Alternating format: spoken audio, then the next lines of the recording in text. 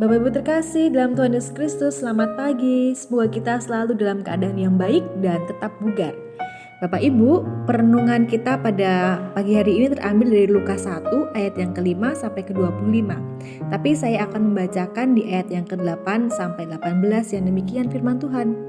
Pada suatu kali, waktu tiba giliran rombongannya, Zakaria melakukan tugas keimanan di hadapan Tuhan. Sebab ketika diundi, sebagaimana lazimnya, untuk menentukan imam yang bertugas, dialah yang ditunjuk untuk masuk ke dalam bait suci dan membakar ukupan di situ. Sementara itu seluruh umat berkumpul di luar dan sembahyang. Waktu itu adalah waktu pembakaran ukupan. Maka tampaklah kepada Zakaria seorang malaikat Tuhan berdiri di sebelah kanan mezbah pembakaran ukupan.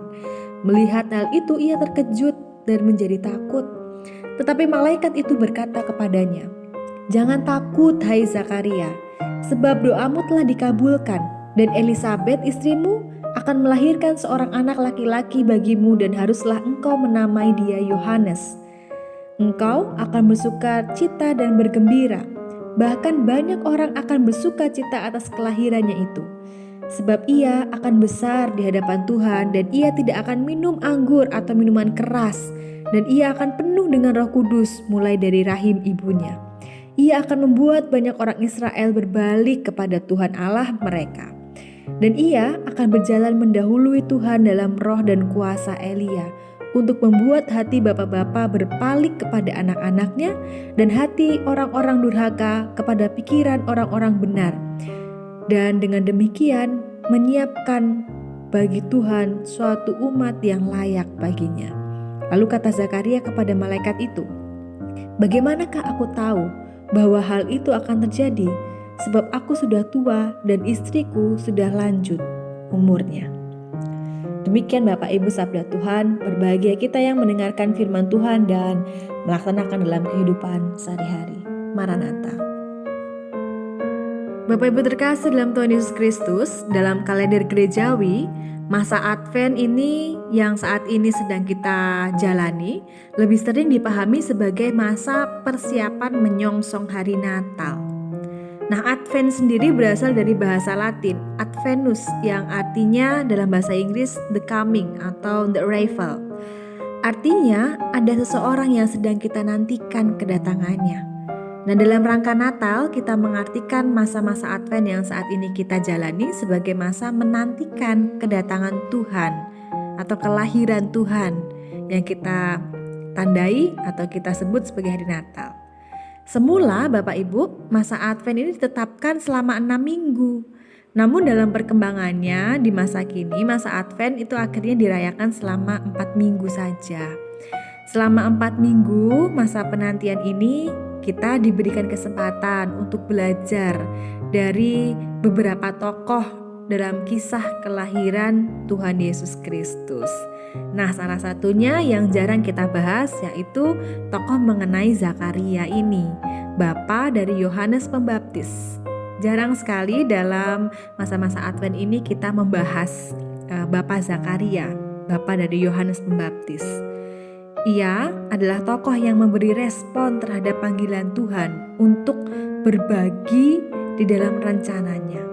Jadi Bapak Zakaria ini merupakan bapak yang sebenarnya memberikan teladan yang baik yang bisa kita pelajari bersama terlebih di pagi hari ini, karena Bapak Zakaria ini juga menjadi salah satu tokoh yang sangat penting dalam kehadiran Yesus Kristus. Terkasih dalam Tuhan Yesus Kristus, bacaan kita pada pagi hari ini menekankan mengenai Bapak Zakaria, bapa dari Yohanes Pembaptis. Ketika itu Zakaria menjadi imam di bait suci, dan ketika itu juga ia melihat malaikat Tuhan berdiri di sana.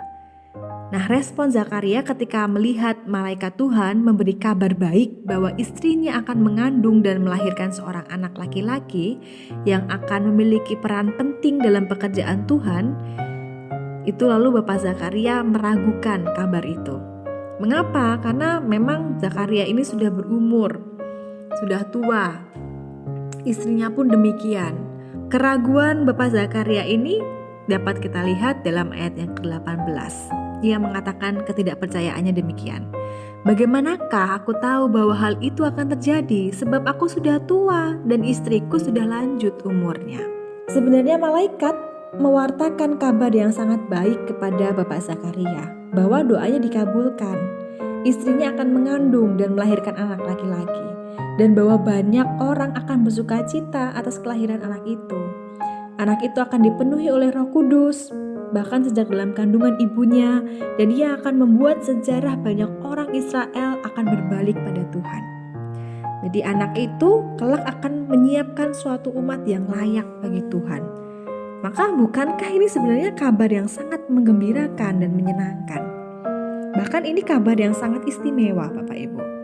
Tetapi pertanyaannya, mengapa Zakaria tidak percaya dan meragukan? Bapak Ibu terkasih, bukankah seringkali kita juga punya respon yang sama dengan Bapak Zakaria?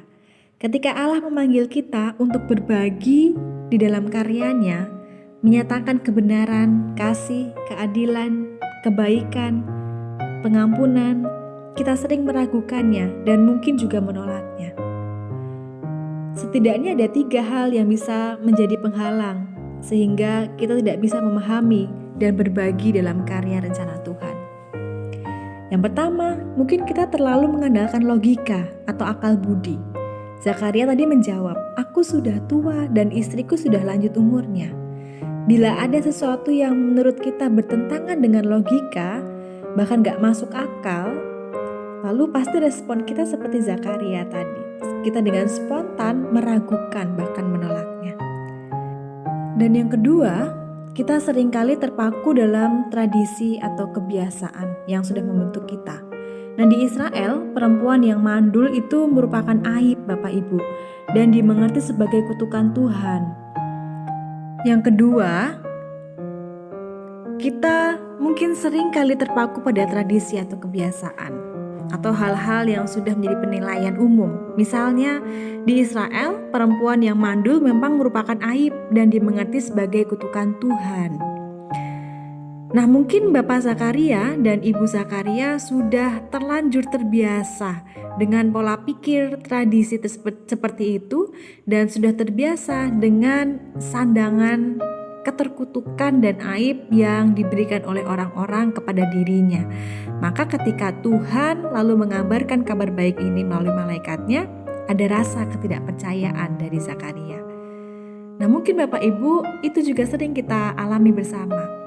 Kita punya penilaian-penilaian umum dalam masyarakat bahwa ketika seorang misalnya mengabarkan kabar baik, terkadang lalu dianggap sok suci.